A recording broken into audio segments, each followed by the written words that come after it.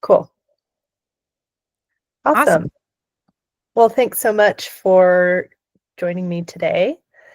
And we can kind of just get right into it because I know you're busy and have a lot going on, and I want to take advantage of our full hour here. So is Yeah. that is that okay? Is it an hour You wanna good? jump in, pun intended. What's that? You want to jump in, pun Yes, intended. Yeah. yes, Jumpsuit. yes. Jumpsuit joke. Of course. Yeah. I mean, we'll like, you know, do introductions and stuff, but yeah, we talked a couple weeks ago, and I've sat in on a couple of your crowdcasts and things like that, and really, observing your actions out in the world in terms of like trying to put the pieces together around this idea of decentralization, and really just how to start, forging new pathways in this kind of deconstructed world that we've all quickly found ourselves in. Mhm. Um, and I don't know about you, but I just feel like the momentum around all of this conversation and technology has actually had a big uptick in like even just the last 2 weeks.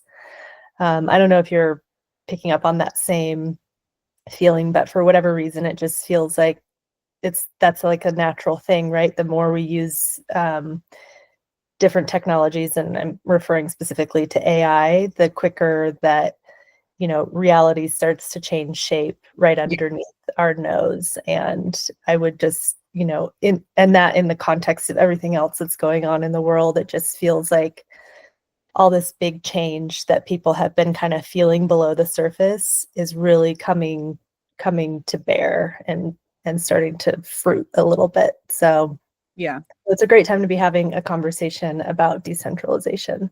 Yeah.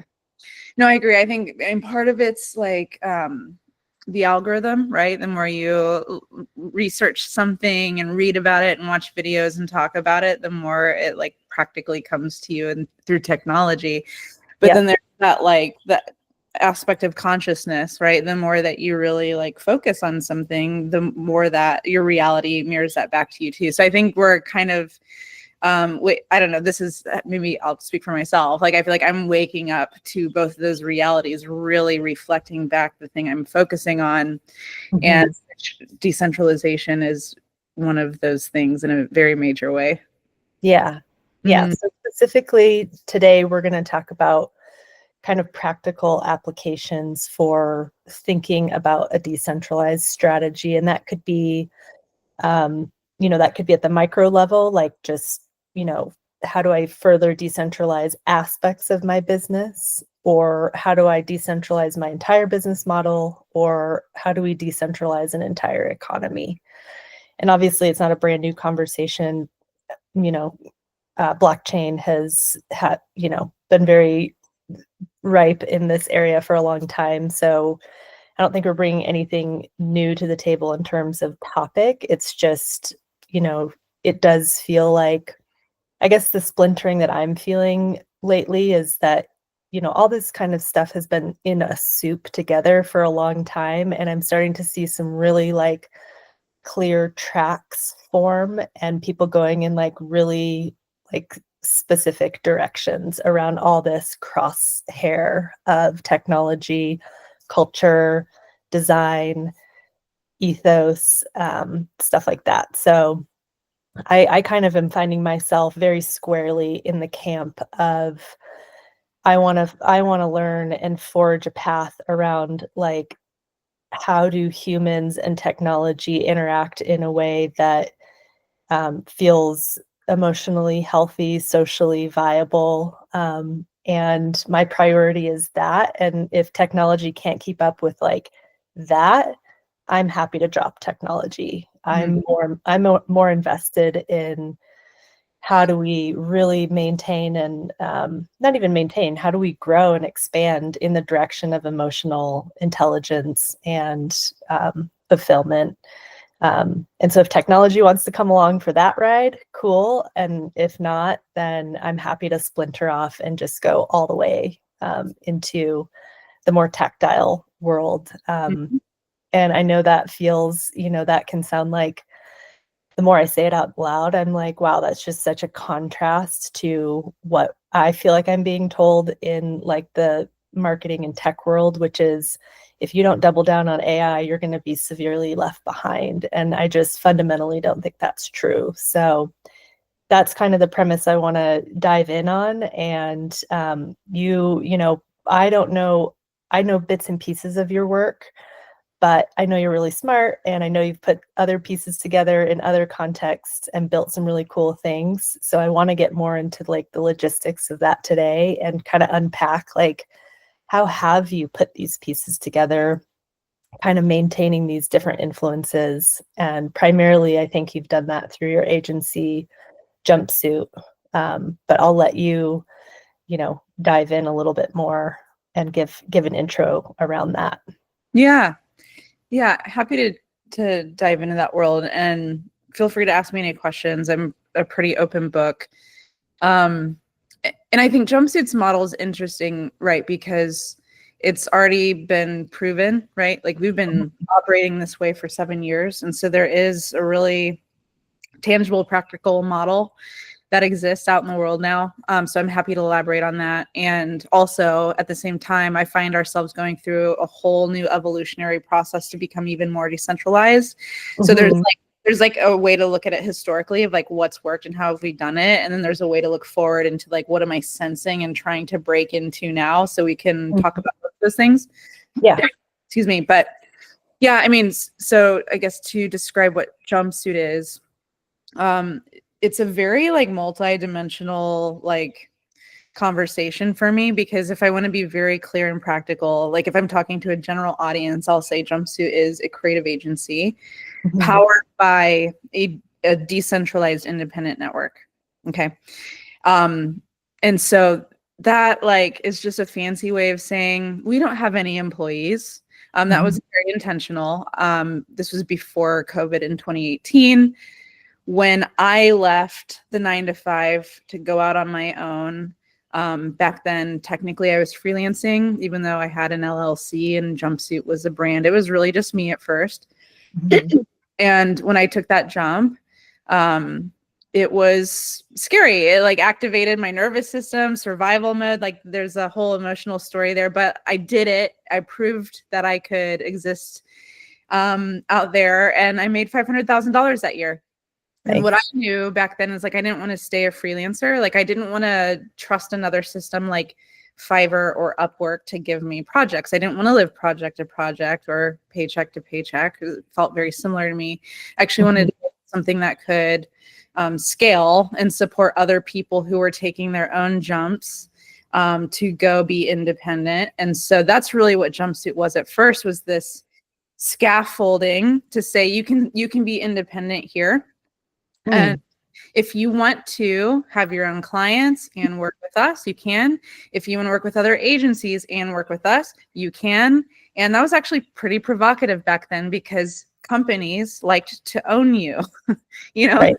And so it was really cool, because when people would jump in, that also allowed me to experiment with a lot of other things that I felt were like, I don't want to say broken, maybe more constrictive, which were like, how do you value yourself? How much do you get paid? Do you have the ability to say yes or no to certain projects? You know, and can you have a say in the team that you work on? And so Jumpsuit was this really cool experiment where it's like a client would come to us with a very specific need.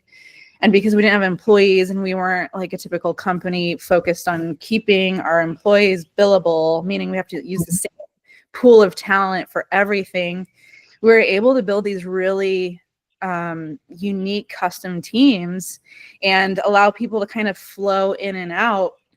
And what would stabilize every project was a producer. So there's still that person who's like, I'm with you, client. I know your goals. I know your budget. And I'm bringing in the right people at the right moments to make this thing happen. And so it felt so different than anything that existed out there. And then when COVID hit in 2020, the pandemic, like we were already remote, virtual. We were already like a team that was like our superpower was existing like that. And Oh, we scaled. 2020 was like the year we started, shooting off, and we became like this really powerful multi-million-dollar agency that had grown organically without ever spending a dollar on a paid ad. Like, have you heard of Jumpsuit? You got to work with Jumpsuit. Our clients were saying that, bringing us new clients. Our collaborators, our contractors would, they'd get an opportunity to, scope something with their own client, but maybe it was like larger than anything that they could individually take on. Yeah.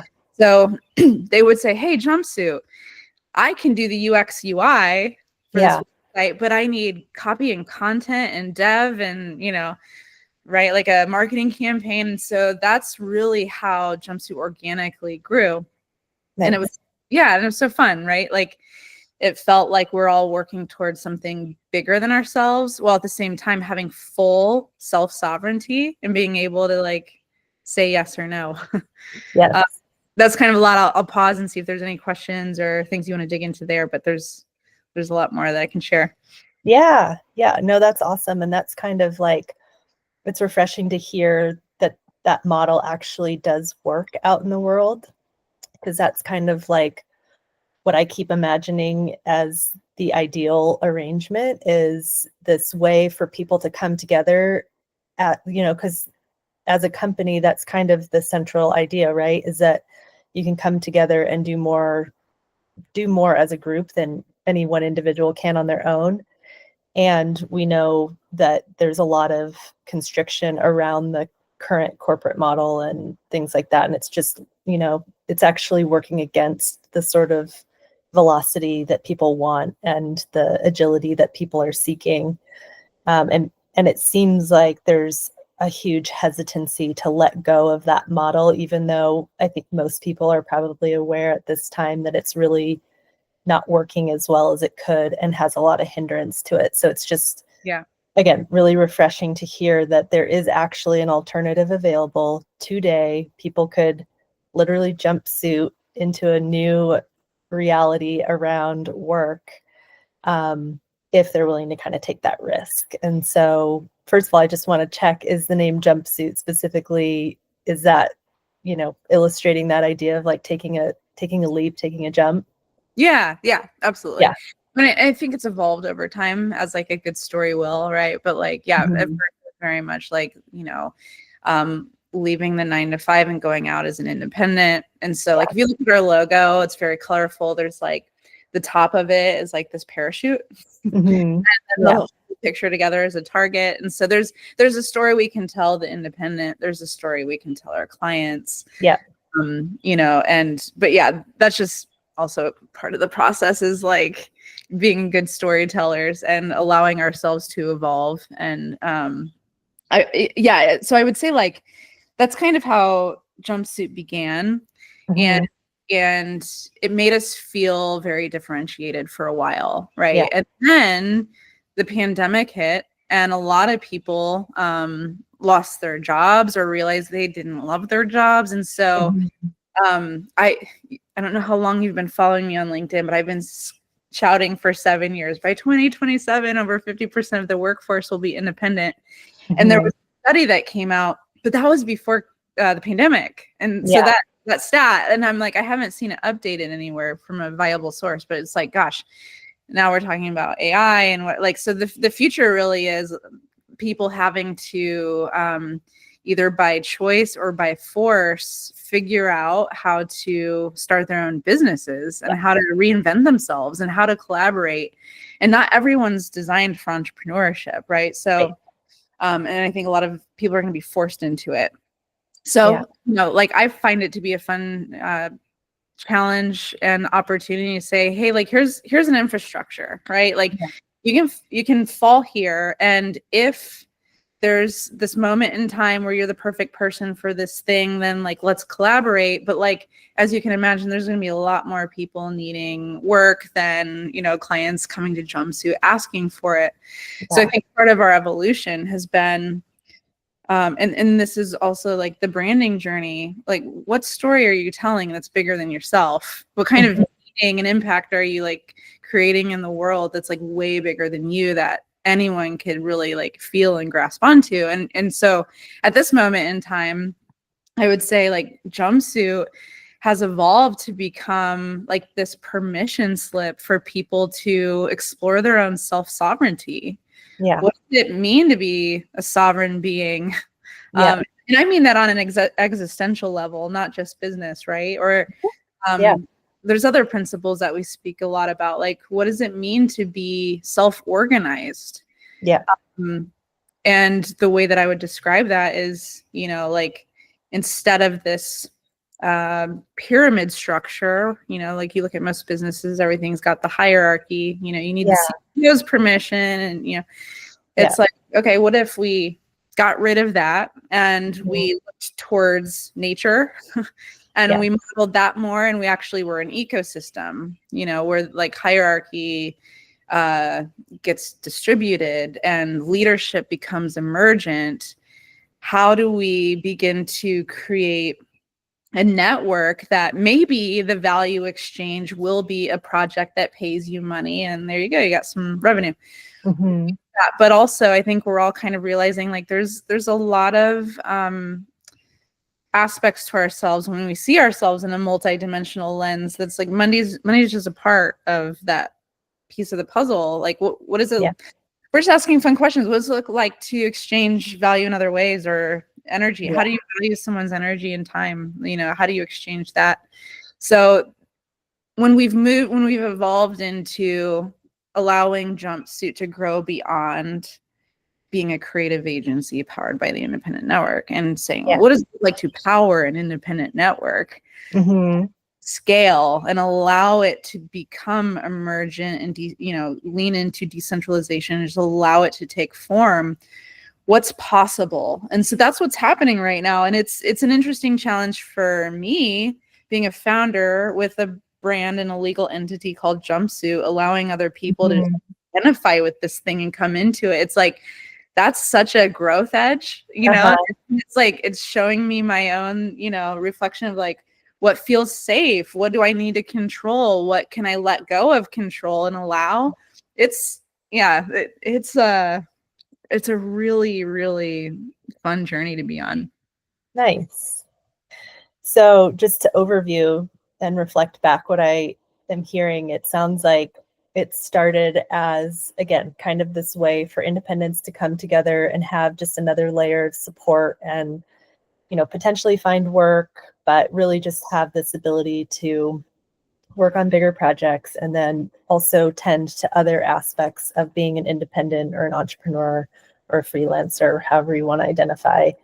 And over time, as this, you know, as remote work has become more accepted and, you know, feels like the last 3 or 4 years, we've all been kind of trying to grapple with like, what is the best work arrangement? You know, there's been a huge call to bring people back to the office, things like that. And it's, you know, so in that time, it sounds like, you know, you've almost evolved into like a think tank or a like incubator for, you know, testing out real ideas that match to business outcomes, and also expand, you know, even our thinking about business and our definition of business and economy and value exchange, which is obviously just such a potent conversation right now because that just seems like what everything is revolving around. And just back to what you said about, you know, as your business entity is evolving, it's challenging you in new ways to think about,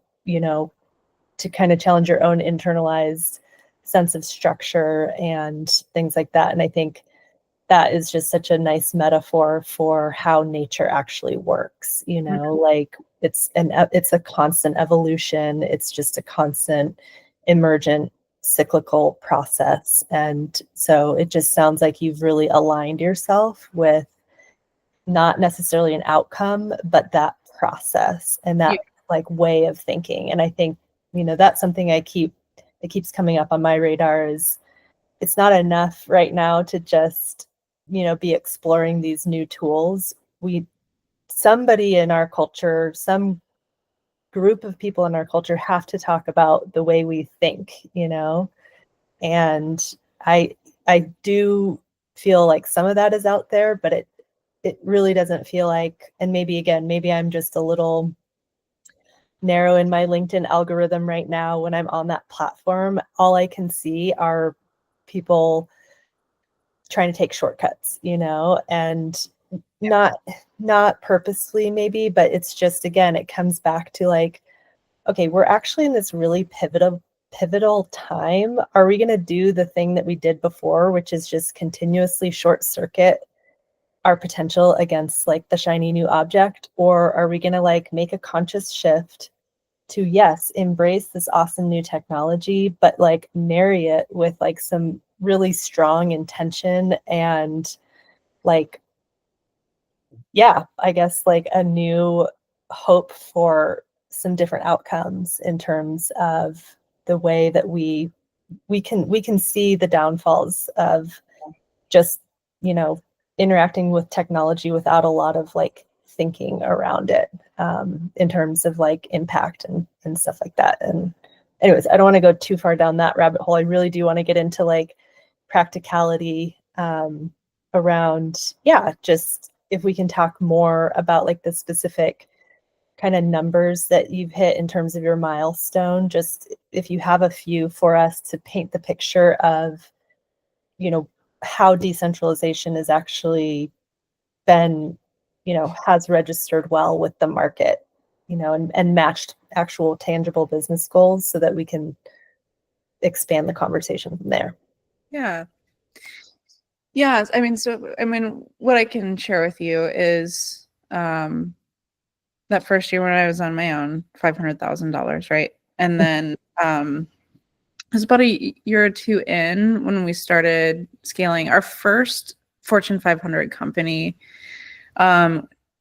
is the largest advertiser in the world. And they had come to us and they had said, hey, like, we're getting disrupted by all of these startups, disruptor startups who, like, we know they don't have budgets as big as ours, but they're creating so much content, and like we'll spend like $100,000 or more, and we get like one video. What's happening? So that was like the first opportunity for us to be like, oh, we know exactly what's happening.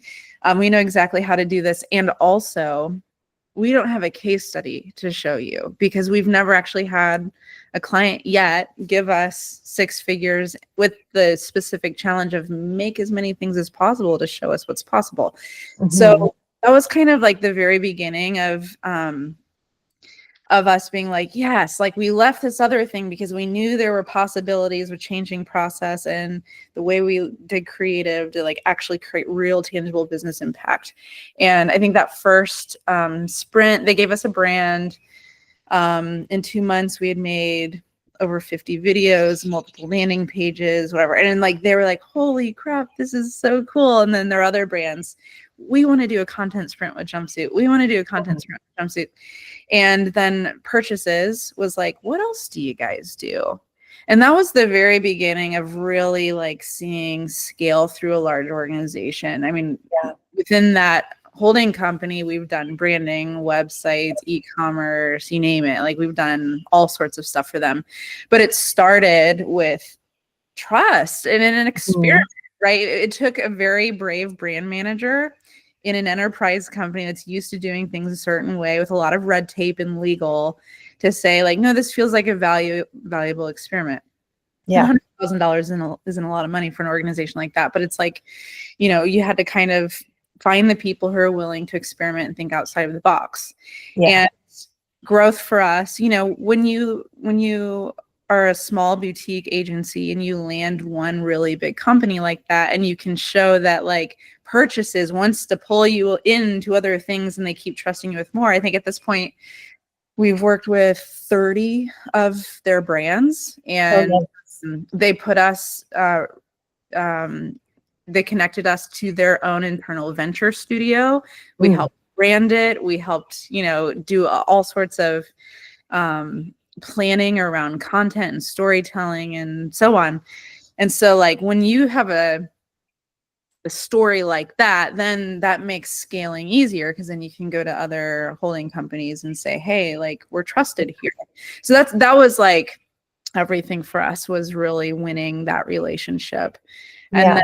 and then also when you have startups who are aspiring to figure out how do these big companies, like, what does their strategy look like? We Yeah. became this bridge of like, we can help big companies operate at the speed of a startup, Yeah. and help these startups grow into big brands. We found ourselves being a really interesting bridge. Yeah. And so, yeah, over the past 7 years, we have very, I would say, very organically scaled. Like I mentioned, I've never paid a single dollar on an ad until recently, when I supported a creative project, the telepathy groups.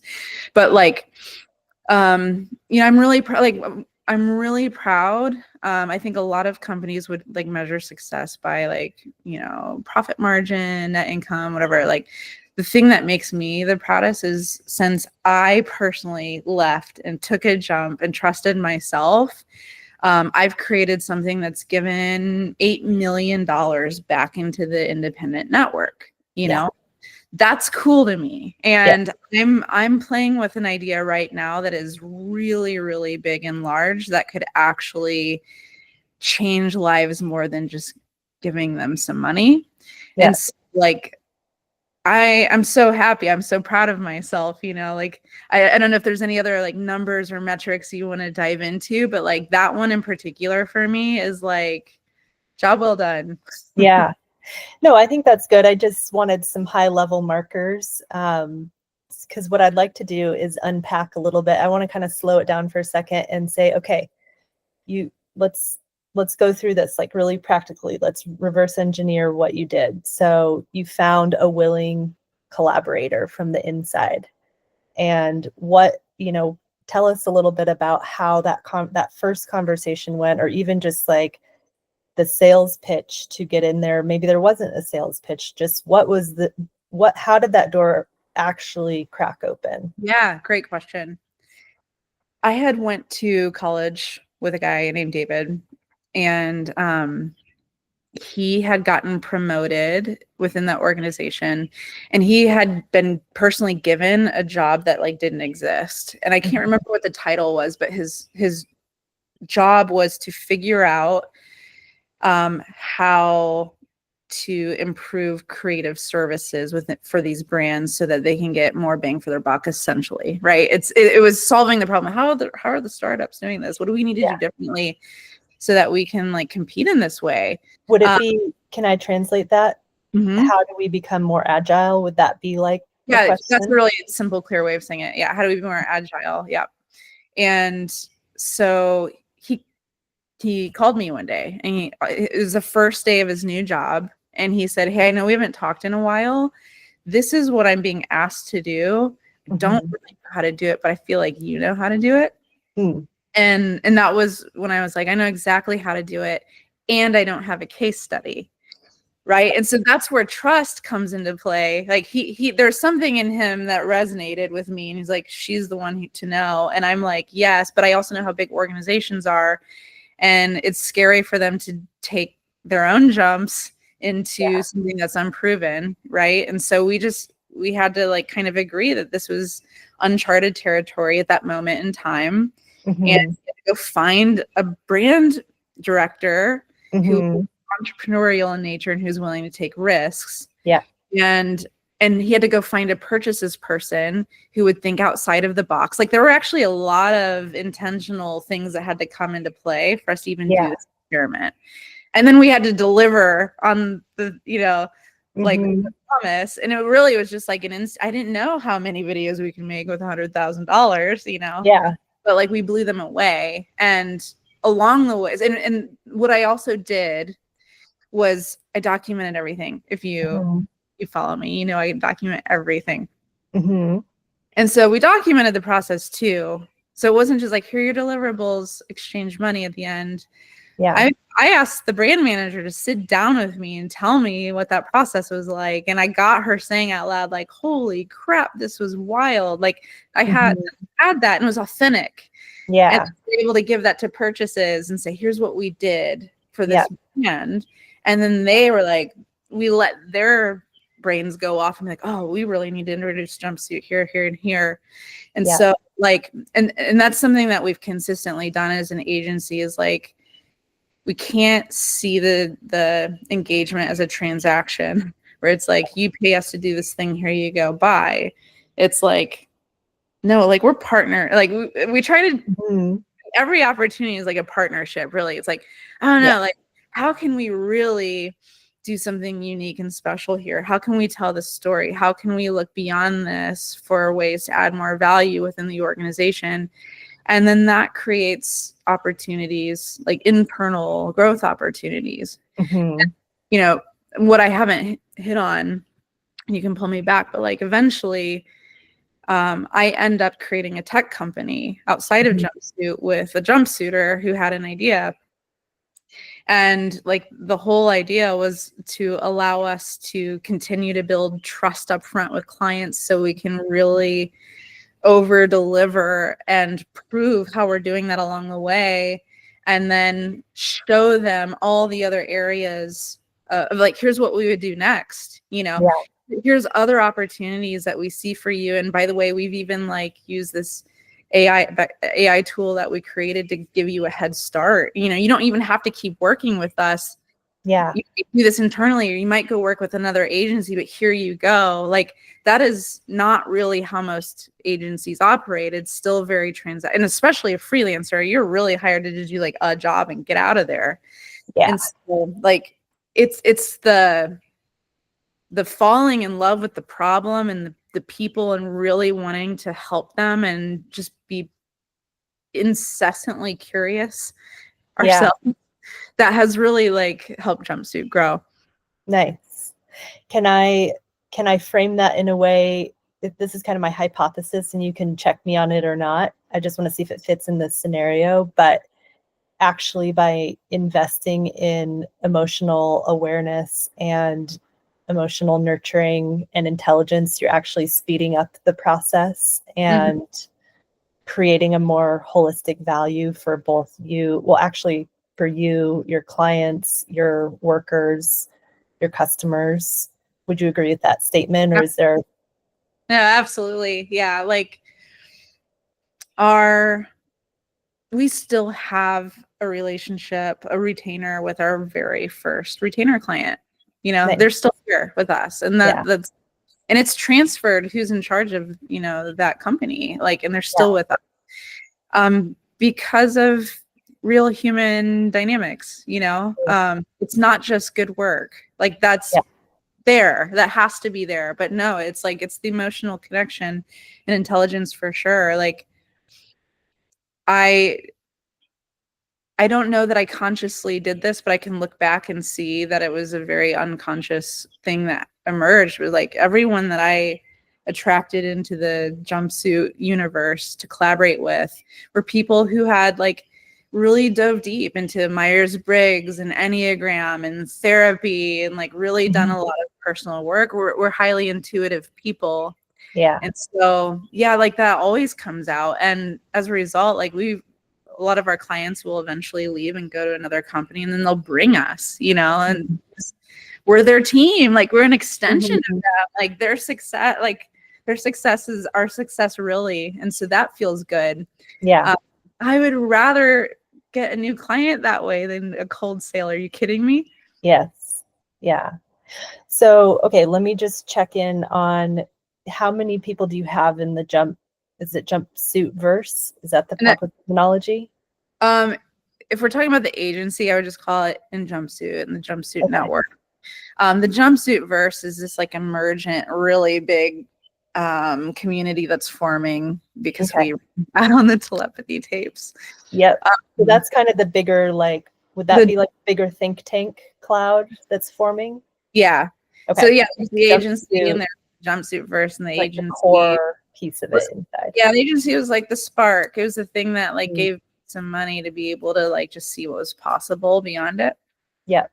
So within that little core, what's your network in terms of numbers and structure? Yeah. So we have a core team and a scale team. And our core team is about 8 people. Okay.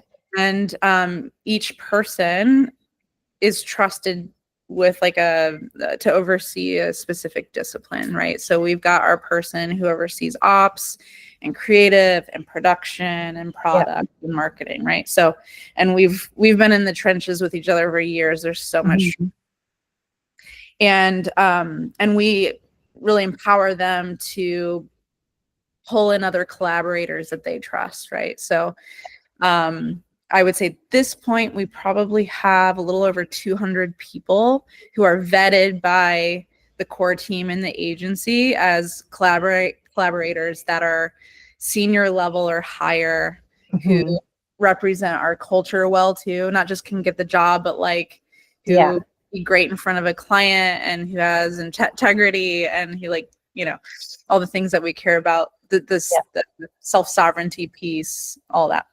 And we've got a lot of people in our CRM like waiting, for a chance to work with us. And so I do kind of keep that database. I'll peek into it. I'll search it in moments where like maybe we need a specialist who's like, technical SEO and, with this kind of experience or something. Then we've got a database where we can get really niche and try to find someone that, that we need.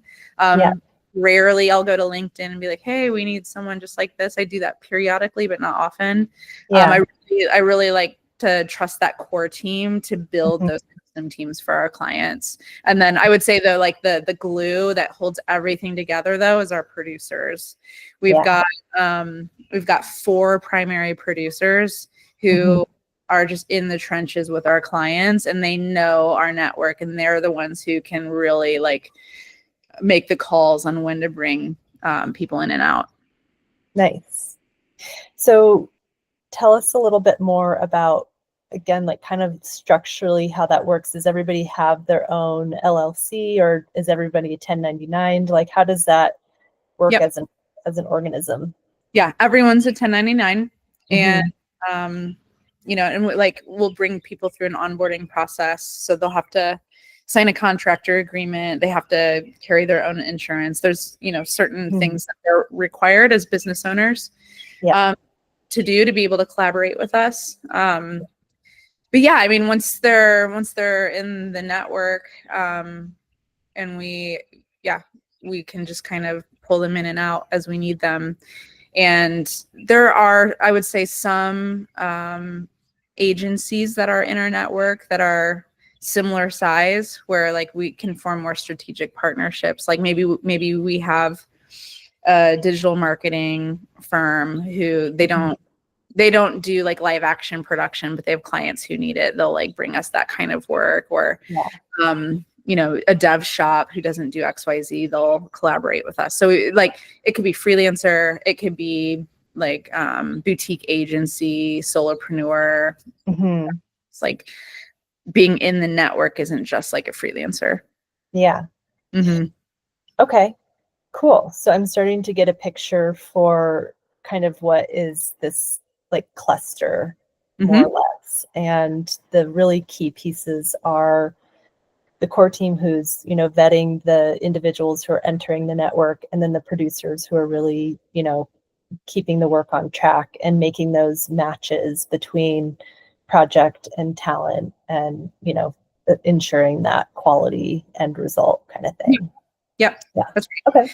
And early on, like as a founder, I was wearing all those hats, right? I was doing everything until we grew, and then I could be more selective with what I'm doing. And so I'd say like at this point in time, I'm exploring, again, like how do you make 50 videos for $100,000? Like that felt emergent and like on the edge then. Now we're talking about like we're on a big edge. So things that like historically our clients would ask for marketing campaigns, or like none of that work's going to be done the same anymore. None of it. It's all changing so fast. Like Meta, it's content now. So it's like, okay, so I, as a leader, I'm feeling into all these territories and I'm like, okay, what edge are we in now? And it's like changing so much every day. Mm-hmm. So I'm like really leaning into that visionary and I'm looking at things like, you know, you mentioned this earlier. It's like the way that business used to be done was very you didn't use this word, but I will, like masculine, right? It's like here's the Yeah. strategy, here's the plan. We know in advance where we're going. We've got these like Mm-hmm. milestones and everything is, and then we like once we figure it out, we create a roadmap and then we like turn that into a product and we start selling it to each other on LinkedIn. And, you know, like Mm-hmm. there's a very like straight masculine way of doing business. Yeah. And now with AI, with everything changing so fast and no one having a clear vision, it's like we can see multiple timelines playing out and we're like, we just don't know. Yeah. I We could really don't. you can look at the positive, like utopian outcome. I could look at like, you know, we all lose our jobs and then AI becomes the economy and consumers and what a human's role like Yeah. right, especially if you're a big thinker, you can see the whole thing now and you don't really know, like you don't know what's next, right? And Yeah. so I feel my job is to explore that and use my emotional intelligence and my own journey to like stay grounded and Yeah. explore it with joy. Yes. Bring an energy of like play and curiosity to the process without bypassing. I can be very sober with how I Yeah. feel for emerging, as I know you can, but like my job is to, this is where the jumpsuit verse comes into play. It's like, how do I just create this field? And so Yeah. now we're going to go into more like feminine language, right? Mm-hmm. This void where everything's possible. No one knows what's going Mm-hmm. to happen. Yeah. How do I create this field where we come together in a very decentralized way? People have different resources, time, energy, skill sets. Their companies might not be asking for this. They might not be working for a company right now. How do I create this field Mm-hmm. come to, and we can just like plant some seeds, these little experiments. Mm-hmm. Strategies like this now, I'll call it emergent strategy. Yeah. What if a founder does a psychedelic journey? How do you like use that to inform your product? Like these are edge kinds of explorations that like companies might not be asking for yet, but like we're all Yeah. kind of sensing into it intuitively. So Yeah. then we create these little experiments in the field, and then Mm-hmm. just like nature, some things won't ever grow. They won't become anything, and some things will, and some things will have so much potential that this whole like ecosystem surrounds it Yes. to water it and nurture it and really turn it into something. And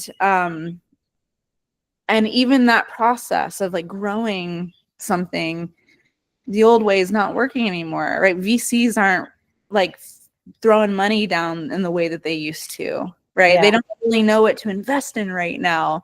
And Yeah. the they thought were like so smart with AI that we're going to take off, everyone's like freaked out because they're like, with one new GPT update, the startup might be irrelevant. So it's like, Yeah. okay, Yep. hey, so that's not working anymore. How do we look to nature, shed that skin or that old version of us, and then, you know, evolve, stay agile, but evolve into the next thing? What does that look like? And there's some really cool ideas coming in, you know, but Yeah. I think what I love about you, and you've done this multiple times in this conversation, and you continue to do this, is you're like, great. And how do we do it? Yeah. Great. What's actual tangible right now that someone can be like, oh, I can do that. We Yeah. need more people doing that, anchoring the what ifs into reality. And Mm-hmm. but I think the trick with it, and some resistance that I notice, is like that old like here's the roadmap blueprint energy that used to work, like kind of Yeah. doesn't work here though. Yeah. It might in instances, but I don't know that it does. And Yeah. so that's why my best strategy right now is just like I'm just building in public. I'm Yeah. Yeah. I'm even like that world. That's to like bro, like startup people. Like I am awakening in public. I am evolving in public. I am saying anyone in a decentralized in this decentralized field can come play. Here's a call. Yeah. Come join. And if within the jumpsuit verse we decide that there's some collective energy to like actually form a team and a prototype, maybe even a new business, you know, then that will happen and we'll figure out that, you know, then we'll come around with the legal entity and whatever, we'll make that happen. Yeah. And also like, don't wait for me, don't wait for us, like anyone's permission. If there's some energy over here between you and someone else that met in the field, go do it. Right. That's kind of like all I know right now. Yeah. But I mean, I'm having the most fun I ever have had here. Yeah. Awesome. Yeah. And what's funny about that reflection is on kind of my like wanting to grab on to the practicalities and the tangibilities is because I similarly, like the way I run my life is I just go with what my intuition tells me because it just feels like the strongest source of truth that I know. And that has been the thing that has consistently led me to the places that I want to go and that feel good and feel holistic. Translating that into the business world has been the biggest challenge of my career. And especially in the last few years, where the question is always, what's the practical structure behind this? I've been training myself in the last 3 years because I can't just walk into a business room and be like, look, here's a cluster here and a cluster here, and I think you should trust me on this. It's like, no, the people who are going to start opening these doors in more structured spaces, they need data, they need practical case studies, they need the brass tacks to feel comfortable enough to take that kind of risk. So that's my intensity around no I sort of details. But you know, at the same time, like I love that you're opening the conversation to this is part of like actually the evolution that we're in right now is going from this like I would combine it. It's like the linear thinking and the casino mentality to nonlinear feeling states. And it doesn't mean that everybody has to like just lose all structure and meaning and like just be philosophical blobs floating in the universe trying to figure it out. Like, you know, there's such a place for structure and like flow, I guess that's what you want to call it. There's so many different words and language for these two energies. But I think I agree. I think this is a very exciting time. Like I'm just starting to get into the fun of it. I've been a little bit stuck on this molehill of like, but what are we doing about the ethics? What are we doing? And it's like, I have to come to terms with like, that's not a situation I'll ever be able to have any sense of control over. All I can do is do it for myself and similarly share my process. And so that's kind of where I've arrived today is like, I know I have a very clear idea of what I'm up to in the world in the context. And in a way, it's kind of really freeing because it's like when there are no rules, now you just go for what you actually want to do, you know, because like if we all don't have any clue about what's actually going to work out, just go for what you want, you know, go for the thing that is the most exciting and gives you the most energy. And that's kind of like what I'm using as my compass right now is like, no, the old rules don't apply. So I can actually I can actually bring my own sense into it. And I think if we're all doing that at some level, that's actually creating a natural unfolding and a natural organization. But thinking like that and having the, bravery to act, not just talk in that way, but act in that way, that's actually a somatic unpacking that has to take place. You don't just go from like, people usually have to like you, and I would love for you to just describe this a little bit more of like, there's usually a point from A which is like what you're used to and what we've all been trained with, these like structures, to your actual authentic expression. And that's always ongoing anyways. That's not like an arrival point, but like there is this kind of river that people have to cross that's a little hairy, and there's some rapids involved, or can be. And how do you get through those rapids, and like what is that process actually been like? I'll just say for me, it's been a lot of nervous system work and a lot of unhooking myself from old narratives, and that work is ongoing. Yeah, same. Yeah, same. I've done a lot of nervous system work, psychedelic therapy, somatic experiencing. I'm getting trained in somatic experiencing myself, and not to become like a practitioner just because I'm like, tell me more about my nervous system. Yeah. Yeah, I mean, anything that prevents us from evolving, whether it's in business or in our personal life, is going to come down to fear. Yeah. And we respond to fear in very different ways. A lot of people who are leading companies respond to it in control, power and control. And there is a whole new relationship that I think collectively we're starting to see about that. It's like we're entering a time where we like are conscious now that like we can't control any of this. I can't.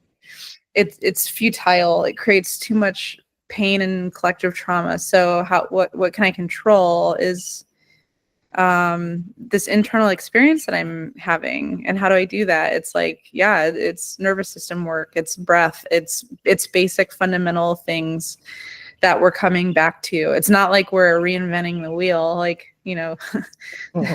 We're actually remembering. It's a reductive process more than an addition.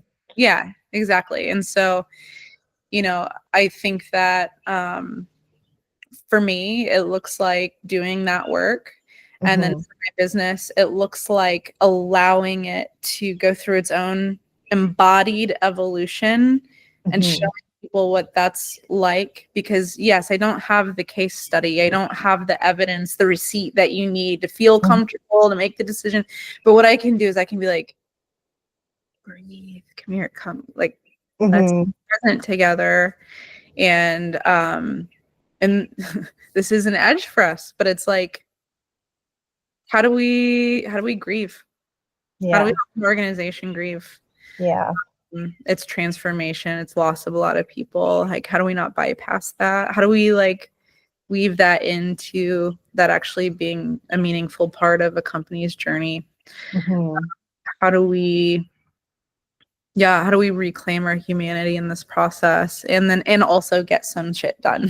So it's like we have, I can't remember if I told you this story or not, but like we're helping another agency right now through some massive grief process and transformation. And agencies are typically our clients, they're our collaborators, but like we've been hired to help them go through this process and then, evolve and figure out how the work's going to get done. And it's like, it's very, it's the most beautiful partnership that we've ever had. And it's not a big organization. I don't know what Jumpsuit will be invited into, but I do know that it's collecting a lot of people who are doing their own work, and they're showing up for this emergence, and they're meeting it with like authenticity. Truly, they're letting themselves kind of unravel and heal. And I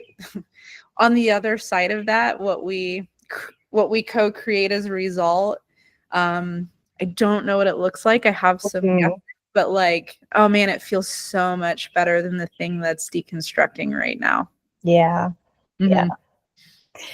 I actually think that's a really like poignant way to, I know we're getting close to time, so we can kind of end on that, but like I almost think that is the new way of working, is that we allow ourselves to deconstruct and decompose as part of this process. And there are a lot of actually other really good thinkers on this topic, and I will reference them in the notes. I don't have I just don't want to mispronounce or misreference, but I'll include it in the show notes. Because there are other people talking about this too in deep spaces. And so it'd be good to kind of connect those dots. But yeah, that when I think of like, because I'm kind of out here on my own now, pretty much 100%. Like I do still do marketing work in the ways that I used to, but I can almost feel that that's transitioning. I still will do the same work. It's just coming from a completely different place, you know? And so the other part of my work that I'm doing, and the other piece that I feel has a lot of vitality, is this idea around translating, using tech and digital product and digital tools to translate very human cores into a tradable asset or a marketplace or an economy. So that's kind of the idea that I'm stuck on right now, and really feels like it has a lot of runway for me. And in this world, a lot of what I'm doing to adapt to this like new way of working is half my workday right now is spent on unpacking old narratives and recalibrating my what I want to create. And so it really ends up being like I've had to just adjust to the feeling that I want to live a life with space involved. I want spaciousness in my schedule. And that feels so counterintuitive to what we're taught. And intellectually, I've gotten there. But I'm getting to a new level with it now where I'm like, this is actually part of what I think is going to help me produce the best work, is that I need spaciousness I need to touch grass a couple times a day. I need to have contemplation periods throughout the week, and not just like once a month, like, so I'm really building my schedule around what just intuitively feels good in my body. And I have to admit, I'm in a big trust cycle right now, because I'm like, I don't know how this is going to pan out. Like, this might amount to nothing. Yeah. But I'm kind of willing to go down this road for a minute in order to see if I can pop out on the other side with some greater tangibility. And if not, I guess I'll pivot and I'll change my plan. But yeah, I wanted to bring more detail to that, like, and permission to that exercise of like, can we follow what we think we might want to do for work? Can we find that middle ground where we rest part of the day and we produce the other part of the day? And by the time we're producing, we just feel so much more energized and focused, and that we're actually getting as much done as we would in an 8-hour day in a 3-hour period of time. Can we rearrange time like that? So these are the questions I'm working through on a daily basis. And maybe I just wanted to vocalize that. You did. I'm right there with you. Yeah, like I had a guy fly into town from Boulder, and he wanted to help me think through some like organizational redesign, and there's so many people coming in. It's like, how do we onboard people into this bigger idea? Like what, like it was gonna be very tangible, right? And workshopy. And when he was here, I pulled up my phone. I'm like, all these people, I don't even have time to respond to them. Like an automated thing just doesn't feel right, because it's so rich and authentic. And I just like click one. I was like this girl. And I play this video, a girl named Emily who came in. And this is like a month-old video because I'm so behind. And we watch it, and we're like, our hearts are like, oh my God, this human's amazing. And then we're eating lunch. I get a LinkedIn notification. Emily, that same girl who reached out a month ago, is like, I really am drawn to Jumpsuit. How can I help? Yeah. And she is right now in the field. And we're like, let's lean into flow. Like, let's just get her on a call. And like, we're not even going to call it like user interview or like whatever, like, like let's journey, like, let's just like meet this person. And we got really rich insights. And now she's like helping build this thing. You know, it's like, and so I'm experiencing a lot of synchronicities like that. Mm-hmm. And so like I from my perspective, it is possible and it is happening, but to Mm-hmm. even allow yourself the space to like not take a call or go try to do business development or sales or make a LinkedIn post or whatever, just to give yourself permission to go out and stand in the grass. Like, you have to do nervous system work. Yeah. Like, for me personally, I did like a year and a half work of psychedelic therapy and somatic work to get myself in a place where I'm like, I can take today and feel, I can integrate Yeah.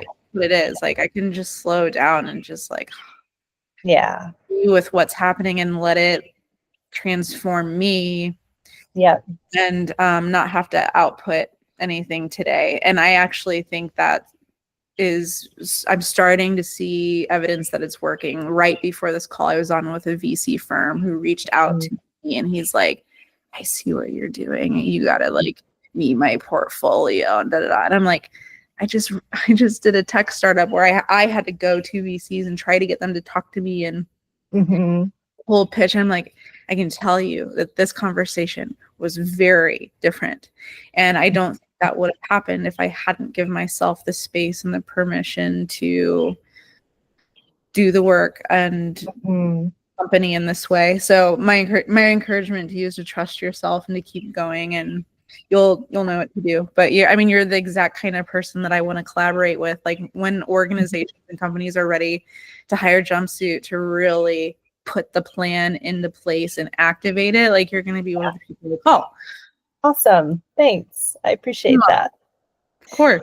Yeah. And I think that's kind of what I see as, like, again, the most viable option is just keep connecting with people that there's resonance there and there's similarity, because I just think, like, when enough people want to slow down and work in a more sustainable way, it will happen, you know. And when enough people unhook themselves and give themselves permission to work how their bodies want them to work, it becomes a different reality. And so I think at this point, I'm kind of shifting my gaze, and I'm, instead of trying to convince and try to change things that are very, they're on different tracks. There's a different momentum going. I'm just shifting and going, okay, well, this is where the momentum is for me.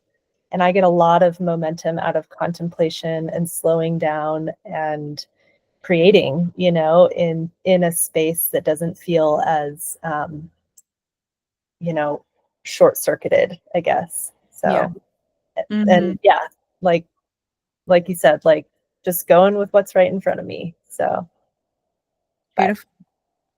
anyways, I so appreciate your time, and thanks for giving, you know, Jumpsuit a little more context and structure, and just encouragement for anybody out there, especially people internal at bigger companies that are really wanting to take a risk in a way that has some runway and some proof behind it, and kind of finding that good middle ground that it still feels, you know, I guess, safe enough in the context of those environments. So Yeah, thank you. You're right. It's like, we may not have done this thing before, but we have evidence that we've done the same kind of thing over and over again and have been successful. And for some people, that will be enough. yeah. Yeah, people who really feel ready. I think that's kind of like who I'm trying to talk to and speak to, is people who really feel ready to make a change and just need a little bit more encouragement, need to see the runway a little bit more, and are ready to hire good partners to do that. Absolutely. So, awesome. They're out there. Thank you so much. I appreciate it. All right. Bye, Melissa. Bye.